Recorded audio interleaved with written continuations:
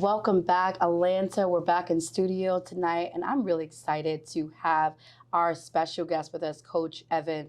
Y'all, we're talking all things mental health, entrepreneurship, minority, and all the things that you need to be able to set yourself up for success. So we want you to stay until the end. Don't leave this podcast episode until you hear the conclusion of the matter. Coach Evan, thank you so much for being with us. No, thank you for having me. I am always grateful to be able to share a little wisdom, have a little fun, and all that good stuff at the same time. Absolutely. And that's what we're going to be doing tonight. But first, I want to formally introduce Coach Evan here, and then we're going to jump into some really good information. So stay with us. Coach Evan is an entrepreneurial expert who assists businesses, owners, organizations, and personal brands in expanding their reach and revenue. He's a proud graduate of Alabama Agricultural and Mechanical University, which I just learned is the HBCU. Yes. Brown earned a bachelor's degree in business management in 2013, and he's the CEO and founder of Vision Birthers, a consulting firm that focuses on providing strategies and solutions for business owners to elevate their confidence and success. And I want to skip a little bit around, but his past positions and experiences include executive director, small business strategist, higher education program coordinator, project manager, leader trainer, social media strategist, marketing director. He's doing it, y'all, blazing the trail. And some of his clients include Microsoft, DHL, Shipping, and Atlanta Public Schools. Amazing experience. So you are clearly blazing the field as it relates to marketing and businesses, So I want to know, what's your story? How did you get started? I'm like one of those that accidentally fell into the lane of business. Okay. After school, after graduating from college, I got a job at NASA. And you would think Wow. like NASA, best job in the world. Right. I realized in maybe 60 days that I hated that job. Wow. It was me, people that didn't look like me, and 2 Excel monitors. And I was like, I can't live my life like this. Right. And so I took this very interesting journey for about 3 years. I did a year at NASA and I quit. And I just took very, I don't want to call them odd jobs, but I was just trying to figure it out. Right. I took a job at a technical college. I took a job at a car dealership doing internet sales. Then I talked these people into a job at Lexus to try to do PR stuff. Then landed at Verizon. And I was just doing a bunch of things that really just didn't add up. And of course, throughout that time, from what I did not know then, or what I know now that I did not know then, I was picking up skills that I was going to be able to perfect as I went along. So now things like cold calling somebody.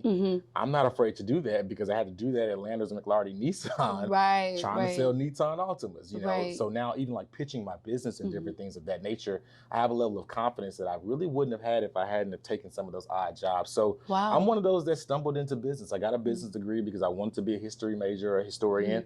My dad told me they don't make any money unless you're gonna go dig up pyramids, and I was like, I don't want to go to Egypt, not outside of vacation. So I said, let me default to business. I can always get a job somewhere doing that. And of course, I took some journeys, and I recognized one day I have what it takes to do some of this. But I was like, what do I do? Right. And ironically enough, my pastor at the time, Pastor Adrian Davis, he was trying to plan a conference, and I was like, I can help do that. And so my business actually started off as a conference and event planning for Christian leaders. Because I got, as a church kid, I grew up in church my entire life. Right. I was going to church conferences as a kid, and I was like, this is so boring. None of this stuff is just applicable. And so in that space, I was like, hey, you know what, Pastor, let's make sure that what you're curating is not that.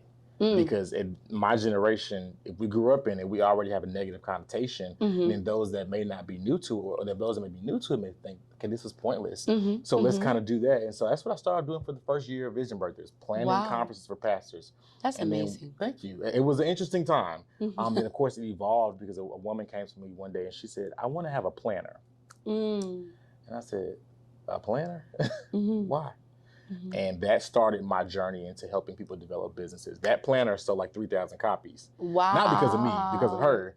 She amazing. was hustling it. She was selling out her car at the beauty shop. Right. But she showed me that I could help people do stuff. I love that. Whatever that was, whatever their dream was, I was the one that could help them really birth it. And Yes. that's Vision Birthers at that time now made sense because it was more than just conference planning. It was I'm helping people bring their dreams to life. And that's how I That's amazing. got into this. And I don't know why it literally just dawned on me, Vision Birthers. So you're helping people take something that's either conceived in their mind or it's something in their heart they want to do, but they don't know how to do it. You're essentially helping them birth that vision out, make it come into reality. Absolutely. That's it. That's it in a nutshell. That's amazing. Thank you. So you started off in church, and you also mentioned that you were born into ministry and all that stuff. And so what was it like starting off in ministry, and what were some of the things that you learned and before going, I guess, pivoting your business into other industries? It was, if I'm honest, I didn't really learn a lot. Oh. You know, well, let me not say that. That's a terrible way to say that. I learned how to navigate through a few unruly clients, or maybe hard to please is what I'll call them. Gotcha. Right. But most importantly, it was really just the catalyst. It was just a start. Like after I did those 4 conferences for different leaders, I said, you know what? I'm going to branch out because there are more people that I could help service. At the time, I was just thinking, had my zeal for Christ again. So I was like, I just want to serve the world. Right. And I was like, let me just serve as many visions as I can. And that's when it kind of led me into the business space. But I'm grateful, of course, for my upbringing, for my foundations. It's actually been to kind of help keep me together over the years, because entrepreneurship is not easy. Absolutely. It's really hard. Yes. And I want to get into that too. Yes. So my personal belief system has really held me together, and it gave me the foundation to do what it is I'm doing now. That's amazing. And so you touched on something, and that's sort of, we're going to be talking about the stress and I guess the struggles, the truth behind entrepreneurship that we tend not to hear about, but then more so minority entrepreneurs and even how harder. That is different. Harder. How different it is. So I'd love to hear your viewpoints on what is entrepreneurship like? What's the truth behind it? You know what? I think the best way to leverage that or to speak into that is to say this. Entrepreneurship is about you creating a business that makes money. Okay. There are so many Black people who have, Black and people of color who have unhealthy relationships with money. Wow, that's so good. But it's like, oh, I want to start a business. Well, sweetheart, the business is supposed to make money. Yeah. If it's not making money, we might want to question if it's a business, Right. And that can go in other ways with, passions or passion projects or hobbies. But to me, entrepreneurship is a way to freedom. Yeah. It's a way to change and transformation. I love that. I've been able to do things with and for my family that entrepreneurship gave me the physical means to be able to do so. That's amazing. And without it, I may not have been able to do so as soon or as fast. Right. So that's what entrepreneurship is to me. It's about making a way and changing the trajectory of your life. But most importantly, it's about making money. Absolutely. Because a business is supposed to make money. Right. And there's nothing wrong with being a Black business owner that's making money. Yeah. No, I love that. And it's interesting you said that. So a lot of times when we talk about like the abnormalities or if you will of Black behavior or Black perceptions or thoughts, a lot of times the first thing that comes back to me is slavery. Yep. So when you're asking like our unhealthy relationship with money, well, you think about many, many years ago when our ancestors were working for free. Absolutely. And built this entire nation and never got compensated for it. And so there was not an expectation that they would ever make money or ever have anything. So sometimes I feel like those psychological, I guess, survival skills Absolutely. sort of passed down by generation. I agree, because slavery really wasn't that long ago. Yeah. Like my grandmother, God rest her soul, would tell us that she remembers picking cotton. Wow. She remembered, she had a cousin that was hung and drugged from the back of the truck because he tried to go to town to vote. Wow. Like this wasn't even 100 years ago. Right. So it's real. Like those, I don't want to say those curses, but those things that we're still fighting those every single day. And, I have my stamp. I love the new generation of Gen Z. Yes, Gen Z, Alpha. Okay. Well, Gen Z is our new workforce. Alpha are babies that are. Okay, yeah. I love them because to me, they're the ones that are going to break that stronghold permanently. That's it. Because they don't care. They don't about care. anything. They don't They'll care. quit a job because you know what? I That's don't like this. This is too much for me. This is too stressful. I'm out. That's right. And I'm like, I need a little bit more of that. Right. But I think they're the generation that's going to break that permanently off of us as a people. And it needs to be broken. I love that. It's redefining life. Yes. It's For like the us. world. Yeah, For absolutely. us, And yes. I always do admire Gen Z. I love Gen Yes. Z. They're a very interesting generation to me, but they are a no nonsense. They will All the jump in way. the streets and they will protest. They're going to do whatever their heart They're gonna sit on desires. YouTube and learn how to code They and not will. need a degree to get a 6-figure job. Okay. Because the world is changing. Yes. And what was working in our time, right, and Mhm. many years ago, is not working today. Absolutely. So they're shifting the needle for us. Yeah. And so things are shifting, things are changing, especially now we're talking about entrepreneurship. Absolutely. What does that look like today, especially for minority entrepreneurs? Oh, that's a great question. I think right now it looks like a land of opportunity. Yeah. You know, I've been an entrepreneur full time, I guess off and on full time, about 6.5, 7 years. Mhm. And what I remember when I first started Right. is not the stuff that I'm doing and living in and seeing every single day now. Like the landscape has totally changed. Right. Information has changed, trends have changed, Yes. business has changed, you know, even Industry, the way industry's changed. Like, systems. so many things have changed and you've been forced to upgrade. Mhm, So right mhm. now I do see entrepreneurship as a blank canvas. Wow. If you have the drive and if you find your skill that you want to hone in on, because I don't necessarily believe in niching down anymore. I was one of those coaches that was like,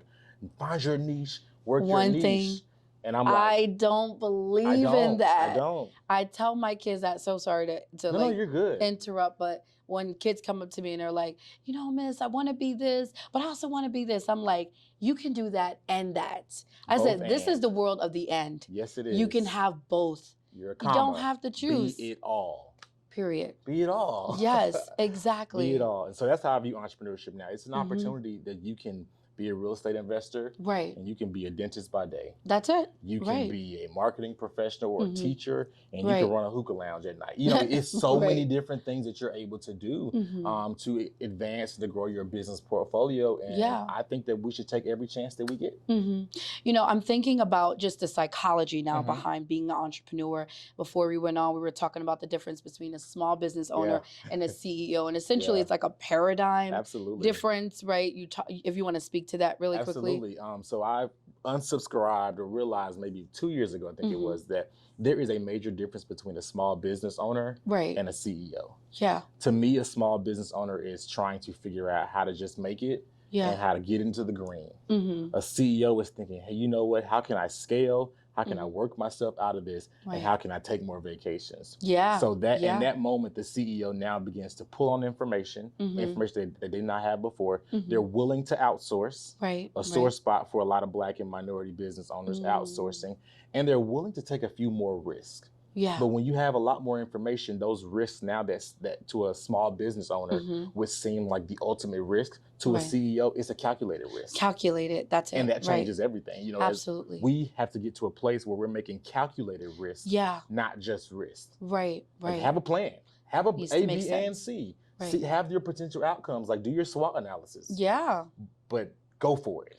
Right. And don't let fear, anxiety, or all those things that really are invisible hurdles, as I call them, really stop you from progressing. Because that's what I see a lot in the coaching space. I talk to a lot of Black and brown business owners who are phenomenal ideas, great products, great services, but they're so locked into themselves that they're unwilling to make the necessary steps. Right. Forget making leaps. Just take make a step. One step. That first step. Steps of a good man. Right. Yes. One by one by one. And I think that once we can get past that space, the landscape will change in this country, because of course I'm a firm believer in this. We built it. Right. We know what we're doing. Absolutely. Most of the greatest inventions in the world our hands were in, whether we're credited for them or not. Our hands were in. I need you to rewind that. Yeah. That was so powerful, because what you did was you re-engineered slavery just now in that one sentence. You said, we know it best because we built this. We built it. That is incredible. And that's, to me, why they won't give us too much space. Because if we built it again, we build it right out of it. Wow. Because this time we're smarter. Right. This time we know more. This time we understand truly what we have. And also, we got a multi-generational engine here now that we didn't have. Like, those that came over on the Mayflower and stuff, or whatever this ship was, they came in just them. Right. Oh, baby, we got grandmas. Yes. It's a slew of us that could really shake this place. And I understand, because if I were Yeah. them, I would be a little nervous too. Wow. Wholeheartedly, That's so I really deep. would. That is so deep. I'm like, my brain is spinning. But the multi-dimensional or multi-generational, how we looking at entrepreneurship from a generational perspective. So pulling on grandma and your mom and just the generation under you. But I've never thought about it from that level. Can you speak more to that? One of my favorite examples of the power of a multi-generational entrepreneur that wasn't even multi-generational technically, I think it was the honey pot. Remember that a couple of years ago? The Black woman that created the organic or the healthy based products. I love those products, and I did not know a Black person created that. And those recipes that she made, all those, now it's a multi-million-dollar business. It's in Target everywhere, but those recipes she got from her grandmother. Wow. Her ancestors. Wow. So she's helping Black women or women of color heal internally from the inside out with these products. And all because her grandma decided to write down or to orally pass on what was done or what she did to do whatever needs to be done for the body. Wow. That to me is so like powerful. I could think about, and that's why I even started my publishing company. I was like, somebody has to be the one that says, I'll package the brilliance of Black and brown people. Oh my goodness. Because we can't die with grandma and mom now. They're brilliant. They have recipes. They have ways they go about stuff. The way my grandma used to give us tetanus and yellow root when we were kids, and we'd break up cold and stuff in 3 hours. Yes, it's like I remember all that. These things that, those remedies. We didn't have NyQuil. We didn't need NyQuil. We didn't have Tylenol and Excedrin. We didn't need that. We did not, Grandma and mom, they knew something to use and they did what needed to be done. And so I think that when we really stop for a second and say, hey, you know what? We really are multi-generational for a reason, because a lot of people are looking for their niche. Don't look for your niche. Look at what's in your bloodline. Wow. Because that could be. That's really powerful. That could be the thing. Look what's in your bloodline. Look at what's in your bloodline. Like, that's why I love to see Black business owners now. They're doing a lot more oils and the serums and stuff. Please boil all that stuff your grandma put on your hair to make it grow and it broke off when you got that perm. Right. Do it all. That is so true. Because they know. We come from a lineage of people that know. Yeah. Wow. I get excited. This is so good. This is As you can see, I'm very much so militant. No, this is amazing. And I'm thinking about all the brilliance that we have. It's almost like untapped into brilliance. Oh, absolutely. Brilliance that's just sitting there, brilliance that has not yet been utilized. And we have all this. We have like multi-million-dollar, multi-billion-dollar ideas and things that are in our hands that we don't even realize we have. And so how do you help people? That's holding these ideas that's multi-million-dollar and they don't know what to do with it? The way I help them is I tell them the truth. Your life could change if you do what you need to do. Wow. I don't believe in sugarcoating. I don't believe in pacifying. I am not the coach. If you're looking for a coach, I'm not the coach that's going to be like, no, I'm going to tell you the truth. Yeah. Do you like your life right now? And if your answer is no, change it.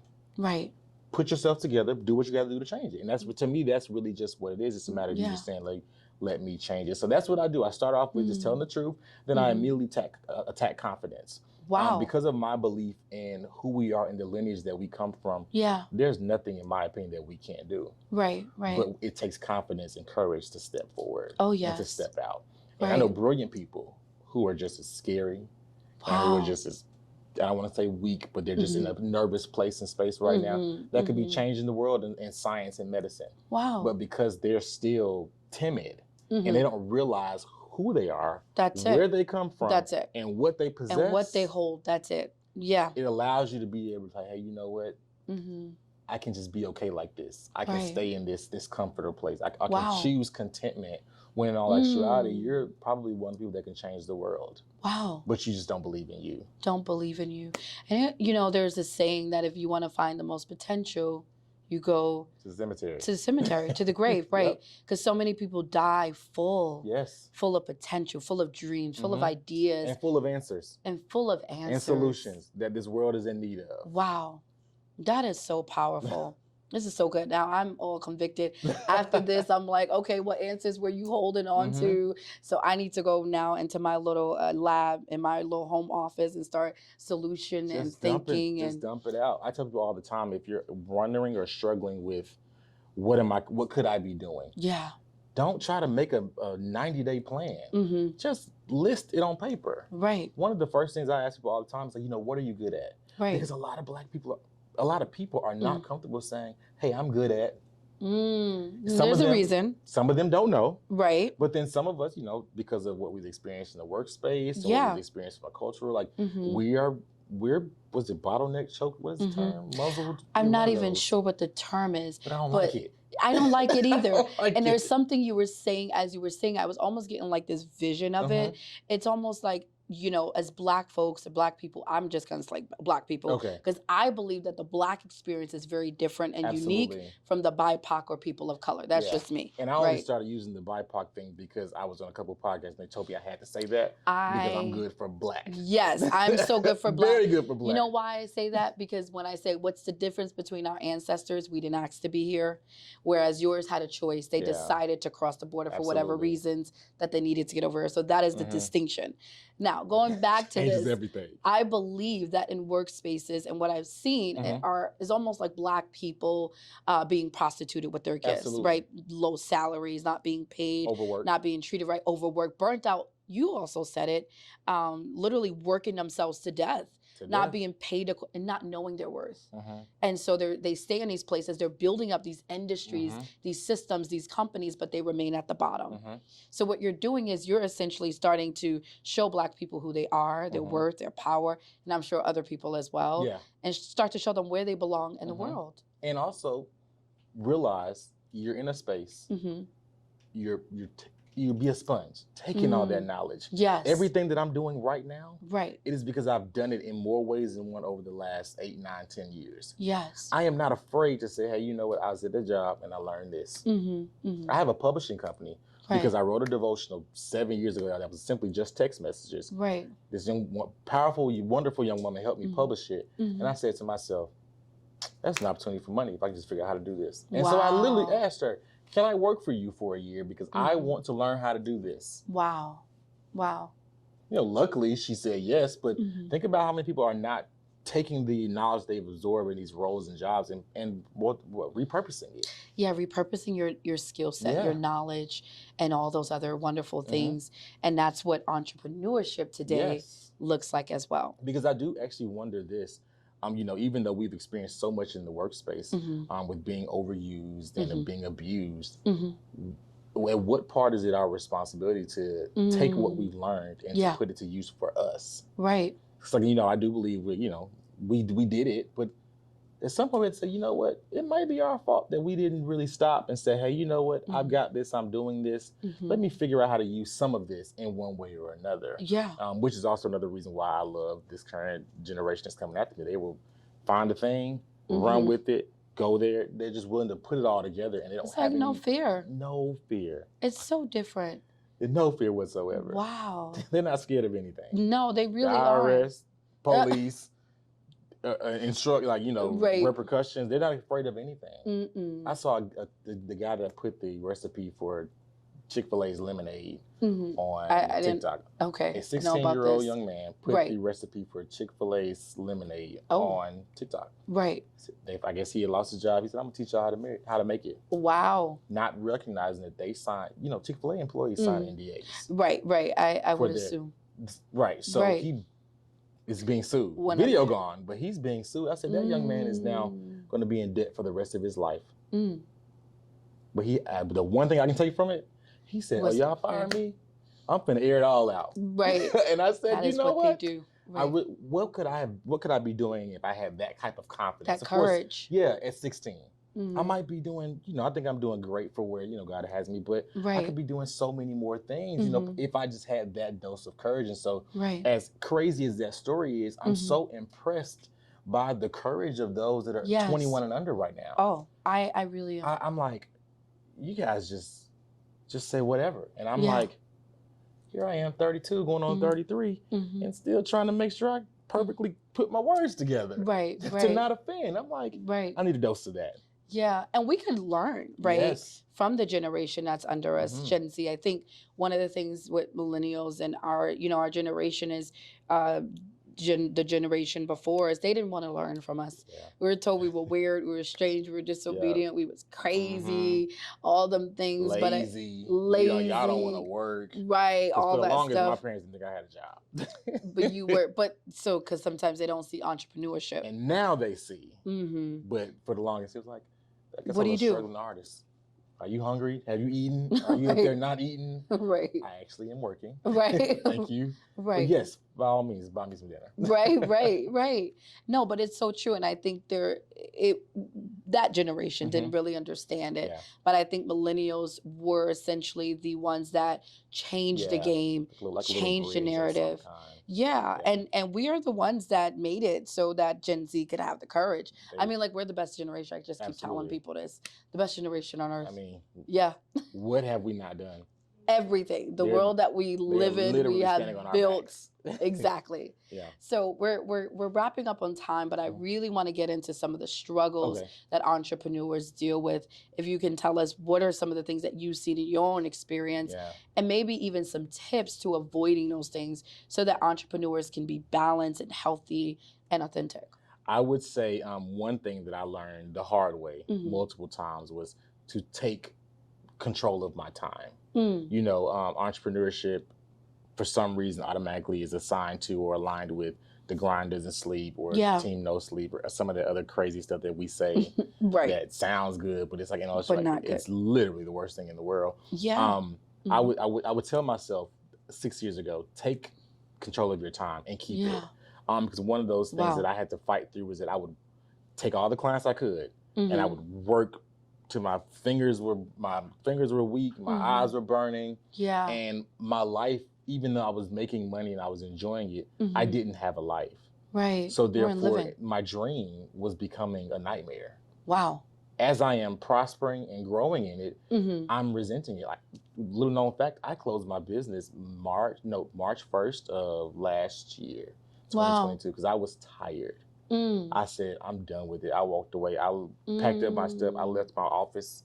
I went home in my apartment, and I just ended up moving back to Atlanta. I said, I got to go home. Wow. But because I was so tired. I had never consistently had control of my time. Yeah. And so even though my dream became a nightmare, I hated what I did. Oh, as good as I was, I hated it. And that's one thing I would tell any entrepreneur. That's so real. Because, you know, working your dream is lovely. It's beautiful. Yeah. It is nothing like when your skill set, what you're passionate about, becomes an opportunity for a monetary transaction. It's nothing like it. Right. But keep control of your time. Yeah. Because this life, we can't get back. Things are happening fast. Every single day, you know, people are going and coming. But that's one thing I would say, take control of your time. Yes. And how I take control of my time now is that I am organized. Now, I use a physical planner every day. I'm one of those types. I'm not really I'm a tech person because I have to be, not because I genuinely enjoy it, but I recognize that when I had a solid, consistent routine, my mind was better, my mental health was better, my sleep was better. Yes. My productivity increased. I didn't work as hard or as much because I had a plan. Yeah. So instead of trying to get everything done in a day because I'm so behind, I was able to literally space stuff out through my week. That is so good. So now I don't get blindsided by Mondays anymore. Wow. Because no matter what goes on Sunday night, I'm going to at least sit down. If I can't plan out my entire week, I'm going to plan out Monday. So that way Monday doesn't catch me off guard. Right. Because people, you know, in the gym, they say never miss a Monday. And my personal thing is like, that's the thing they say. If you miss a Monday, you know, it could possibly throw off your consistency, how you flow. And so I tell myself I can't miss a Sunday. I've got to make my plan for at least Monday. You know, sometimes it happens. You can't do it. You can't plan the whole week. Right. But I at least have to. I don't want to wake up with anxiety. Yeah. Because when you know you got a slew of stuff coming and you have no idea where everything's coming from, you are triggered easily. Oh, yes. Oh, my. You don't sleep as good as you think that you do. Right. You sleep soft. You jump up and it's kind of like you're tired because you didn't rest. And so now that fresh mind that you utilize to really produce and create is 50%. Yes. You're tired. Right. And it's Monday and you still have 4 more days of 4 this. more days to go. Well, low-key 5, because you got to get through Monday. Right, that so part. I would always say, please take advantage of your time, take control of your time. Take control. And have a healthy routine of some kind. That is so good. Yeah. That was so like power packed. And I know we're closing, but it was power packed because you talked about the anxiety that entrepreneurs, you talked about your lived experience, how you were just tired, burnt out, and going you were crazy. only in it. Right. Like literally going crazy. Like, right. But I had lost control of those things that I knew worked. And we know what works for us. Right. But it takes a little bit of discipline to kind of jump in there and say, you know what, I can't do what you may do on social media. I can't do what this person says. I've got to do what works for me because I got to manage my own life. Yeah. It's hard. We have to take back our personal power. We have to take it back. Yes. Boundaries. We just said this on another episode. This is going to sound like we rehearsed this, y'all. I promise we did not. Because y'all heard the episode last week and y'all like, oh, y'all we did not rehearse this. You don't even know what we talked about the last week. But this is verbatim. Wow. Boundaries, mental health, burnout, taking care of yourself, discipline.